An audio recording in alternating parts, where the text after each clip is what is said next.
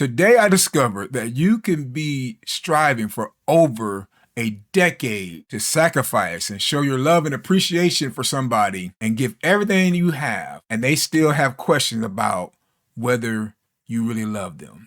Sometimes they just don't believe. No matter what you do, no matter what you say, they still have a hard time believing. And that conversation happened with my wife this morning. I'm like, how? I feel like I'm still fighting this fight to show you that I really love you and that I really care. And I start to realize, I said, man, it's not a lack of evidence. That's a lack of a mindset, a closed mindset that you don't feel that way. And I said, well, it's very similar to how people say God doesn't exist, no matter what he does and how much love he gives, and there's still evidence. And I'm like, why don't they believe? Do they not know the evidence? And so let's talk about it on today. We would do God the same way. If you look at how our gravity is set up, the universe is set up, it's all set up by gravity. If the universe develops a tad slower or faster, even a fraction of a percent differently, none of what you see is created. Everything falls apart. It doesn't hold together the way it's supposed to. The calm of the universe also says that there is calm in the Milky Way,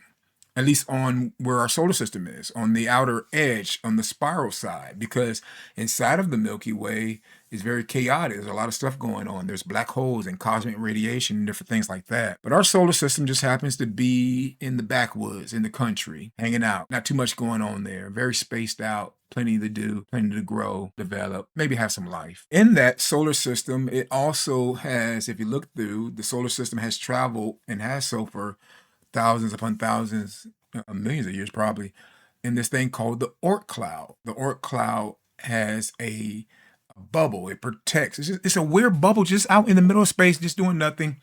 And it protects against cosmic radiation. Even if you don't believe God himself created the world, you would still have to believe evolution had to have some development.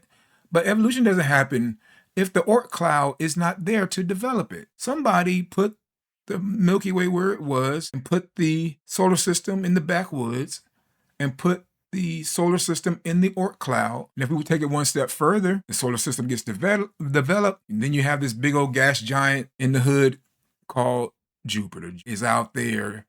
He's a bouncer. He's out there making sure that nobody gets into the club. The club is the inner solar system. So Jupiter is like a trash can. It gets all the people that ain't supposed to be in the inner solar system. It kicks it out. All the rocks and interplanetary debris that comes in. The sun also has this thing called the heliosphere that keeps everything in a bubble, right? It's a protection as well. The term third rock from the sun. The sun itself is the earth itself is in the Goldilocks zone. Not too hot, not too close, so it doesn't get too hot.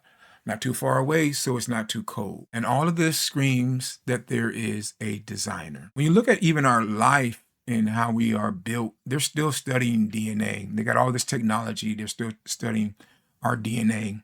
They're trying to figure out how things work, what is inside of us. You want to say evolution did this, but according to them, there hasn't been enough time for evolution to even develop for this to happen. And so when you look at this, it's very interesting that people can believe in science, but not believe in the God of the science. And the reason why I say that is because there's another piece they theorize. It's called the Kardashev scale. The Kardashev scale deals with the fact of a civilization and how they master matter and energy. For example, humanity right now is only like 0.72 on the Kardashev scale.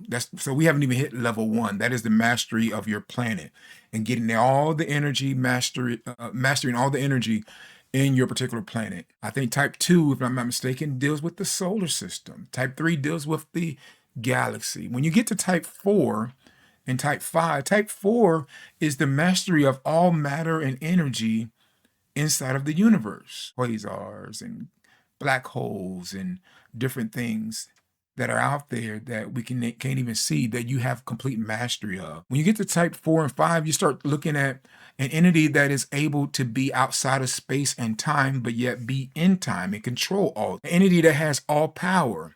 An entity that's able to be everywhere at the same time. Completely omniscient. and all, well, which is to say all knowing, omnipotent, to have all power. There's nothing that this particular being can't do. These are scientific theoretical scales that they surmise that at some point we as humanity, or maybe some other civilizations, have achieved these things. And it makes me wonder, it's like, yo, if you can believe that this type 4 and type 5 civilization exists, which sounds an awful lot like God, the God of the Bible, then why can't you believe that God exists? So that I strongly believe that's the reason why the Bible says a fool has said in their heart that there is no God. Because you have to be really foolish to see all of this and study all of this.